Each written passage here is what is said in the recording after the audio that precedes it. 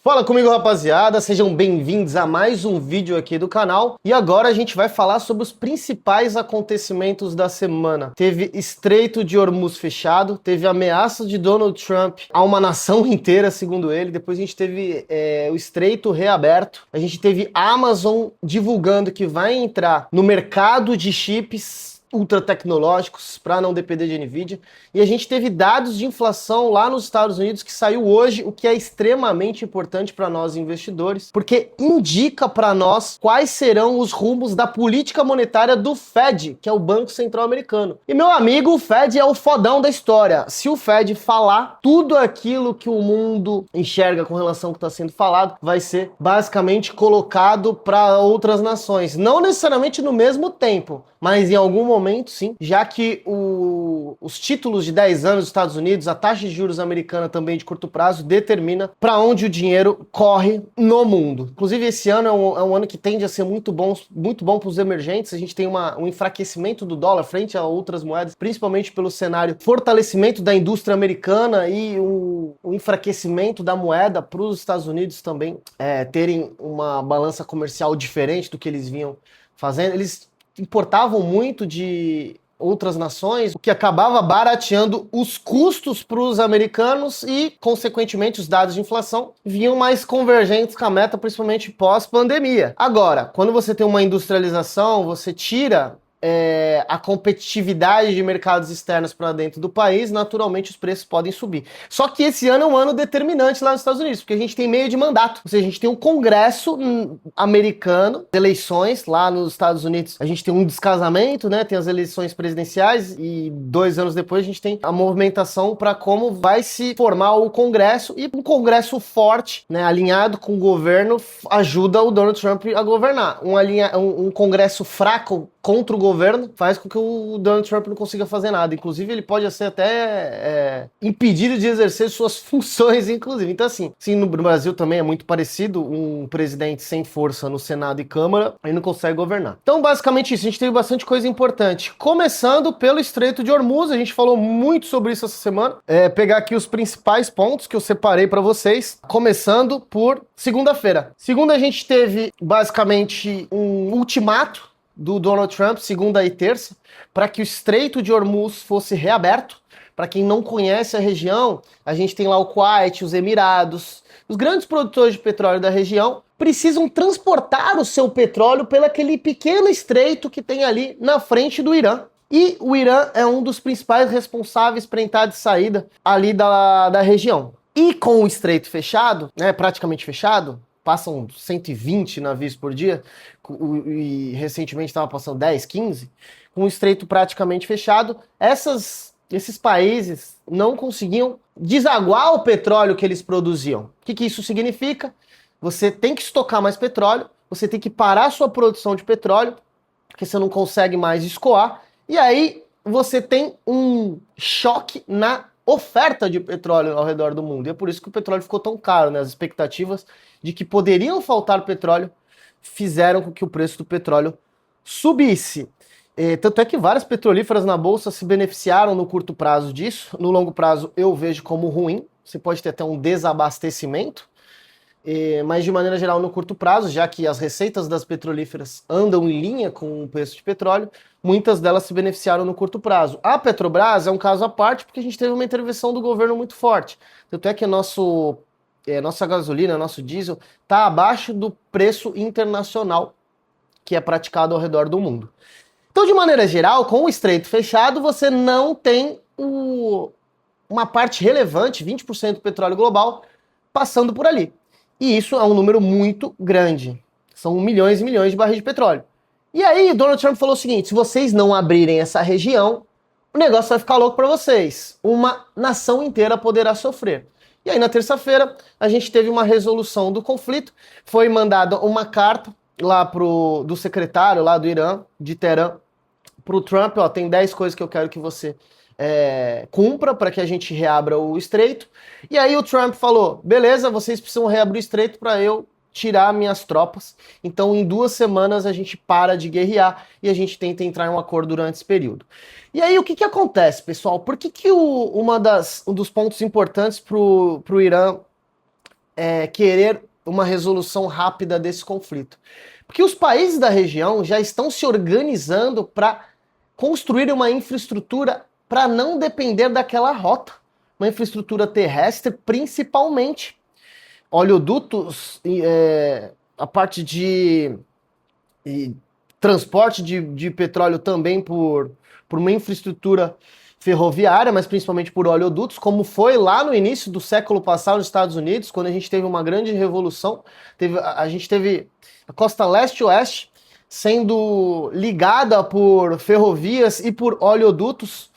E aí você teve uma revolução, o petróleo conseguiu ser transportado por Estados Unidos inteiro e todos os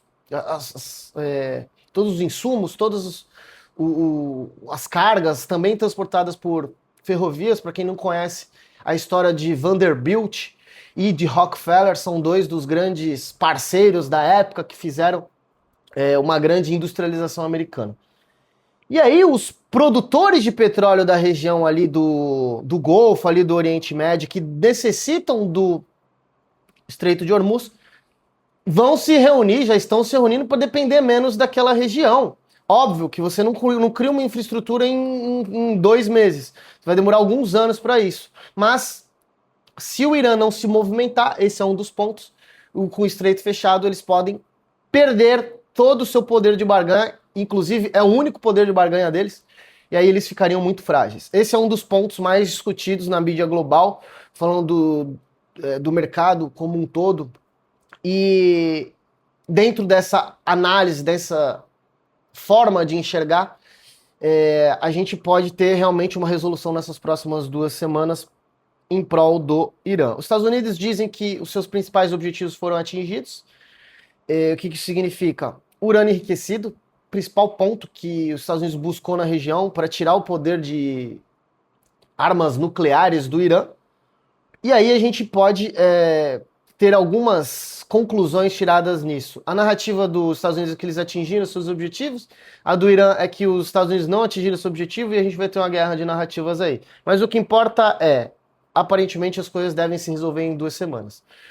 Só que na quarta-feira a gente teve uma nova notícia saindo, e acabou não sendo oficial, de que o Irã teria fechado o estreito. E um dos principais pontos seria envolvendo o ataque de Israel ao Líbano, e aí que isso não estava dentro do acordo. Enfim, isso é um ponto que a gente... aparentemente o estreito está aberto, então tá tudo certo, mas é um ponto que acabou trazendo uma discussão grande aí pro mercado como um todo. Vamos ver aí as próximas semanas. Indo pro próximo assunto, a Amazon anunciou essa semana que vai entrar na briga por chips. E é um mercado muito promissor para a empresa, já que quando a gente olha para os chips da NVIDIA, a NVIDIA tem mais de 50% de margem de lucro. Ela nada de braçadas nesse mercado de GPUs. É extremamente complexo você fazer um projeto de uma GPU, dos chips utilizados nas GPUs da NVIDIA, mas a Amazon quer depender menos do mercado externo e quer acoplar isso dentro das suas operações. Inclusive eu falei com bastante detalhes, vou deixar no final desse vídeo esse assunto em específico, falei com bastante detalhes como funciona a Amazon. Eles têm uma diversificação bem grande de receitas, e a parte de AWS, que é a parte de nuvem, tem ganhado bastante proporção. Inclusive a margem de lucro da empresa, que era de 5%, está chegando próxima dos 11%. Empresa que era muito voltada para a venda de varejo, tinha parte tecnológica, óbvio, tem uma parte tecnológica com margens muito exprimidas, e com o avanço dessa linha de receitas, a margem, de maneira geral, da empresa tem subido bastante. É uma empresa que fatura mais de 700 bilhões de dólares. E um grande assunto que é relevante para nós, que é a parte de inflação. No Brasil, a gente teve uma inflação em março, que é o último mês completo, de 0,88%, primeiro mês após a guerra, tá? E foi principalmente, essa inflação principalmente foi pressionada por conta do conflito, e aí o preço dos combustíveis fez bastante diferença. E aí essa taxa pode modificar nossas projeções para a taxa Selic. Inclusive, é um dos pontos que a gente vai discutir também lá fora, tá, pessoal? Se a gente avaliar aqui, os dados de inflação que saíram hoje, a gente tem aqui o seguinte: Saiu o CPI americano, que é uma das formas de medir a inflação. A gente tem o PCE, que mede basicamente o consumo dos norte-americanos. E a gente tem o PPI, que mede a inflação ao produtor. Tá? São os principais dados de inflação. A gente teve o CPI, que acabou de sair abaixo das expectativas. A gente teve uma alta de 0,2% em março e a expectativa do mercado era de 0,3%. E o núcleo, né, que é uma parte que tira os itens mais voláteis, ele veio também muito bem, assim, teve uma leve desaceleração, ou seja, mostrou que teve controle nos custos de moradia e estabilidade nos preços de serviços médicos e no segmento de veículos usados. E aí a gente tem, olhando para frente, até o encerramento de 2026, alguns índices que a gente pode ter ali até 2,34% até o final do ano, o que seria próximo da meta do Fed. E aí, se o PCI e o PPI, os próximos dados de inflação, vierem dentro da expectativa, a gente pode novamente sonhar com uma taxa de juros do Fed pelo menos abaixo, em 0,25, não sei, 25 pontos base? Talvez. Ou então que ela se mantenha. Porque se a gente avaliar os dados que o mercado projeta, a gente só vai ter uma queda em setembro do ano que vem, tá? Bom, vamos ver o desfecho desse conflito, que acabou mudando bastante coisa no cenário inflacionário. Aparentemente o PCI veio de uma forma que trouxe um leve otimismo para o mercado, e a gente vai ver aí qual vai ser o discurso dos presidentes do Fed. De maneira geral, o que a gente tem de dados do mercado como um todo, eu acho que eu já falei os principais. Agora, a gente deve ter, ainda esse ano, uma taxa Selic caindo levemente. Os dados do mercado sugerem que a gente pode ter uma taxa perto dos 13%. Tem banco projetando 2,5%. Talvez os novos dados de inflação do Brasil possa fazer com que esses bancos revisem, né? Inclusive, quando a gente olha aqui no Banco Central, a gente tinha um nível de inflação caindo, né, de janeiro de 2025 até janeiro de 2006, a inflação que estava acima dos 5%, chegando a 3,81% em fevereiro, e ela voltou a subir para 4,14% em março. Então isso aqui pode fazer com que a gente tenha uma taxa Selic revisada até o final do ano, a terminal, que é a taxa final de 2026, revisada. Vamos ver o que a gente vai ter de expectativa para frente. Se a taxa Selic tiver uma melhora e se a taxa do FED tiver uma melhora, todos os nossos investimentos de risco, ações, fundos imobiliários e Bitcoin podem se beneficiar disso. Tiago, mas o Bitcoin nesse período de guerra ele teve um bom desempenho. Pessoal, ele tinha caído muito forte. Se a gente pegar de novembro para cá, né, o topo histórico foi em novembro, para cá a gente teve uma queda aí de quase 50%. E, na verdade, o Bitcoin acabou se firmando nesse patamar. Eu sou otimista, acho que esse valor de hoje é interessante, é bom para o investidor, mas eu acredito que ele possa cair mais, tá? A gente tem ciclos cada vez mais rápidos, né? A gente tem visto pós-alta histórica, já falei sobre isso.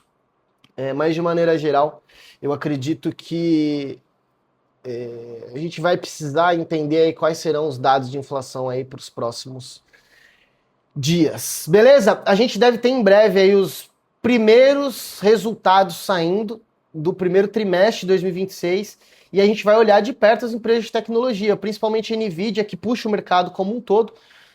Nvidia, Microsoft, Apple, Meta, Alphabet, como é que tá vindo o nível de investimento, o CAPEX, e se a gente vai ter ROI sobre esse CAPEX aí. Vamos avaliar os primeiros resultados do ano para a gente entender como que vai se comportar as empresas de tecnologia esse ano, que foram as que trouxeram mais rentabilidade para nós aí nos últimos 3, 4 anos SP500 batendo máxima histórica, a Nvidia se tornando a empresa mais valiosa do mundo com mais de 4,4 trilhões de dólares de valor de mercado.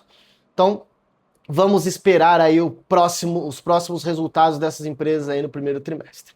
Beleza? Pessoal, tamo junto, um grande abraço. Vou deixar o vídeo da Amazon aqui para vocês acompanharem logo em seguida, para vocês continuarem acompanhando esse rostinho aqui. Não se esquece de se inscrever no canal, ativar as notificações. E óbvio, deixa o like no vídeo, custa nada, o YouTube vai gostar que você gostou do vídeo. Tamo junto, um grande abraço e a gente se vê aqui no próximo vídeo.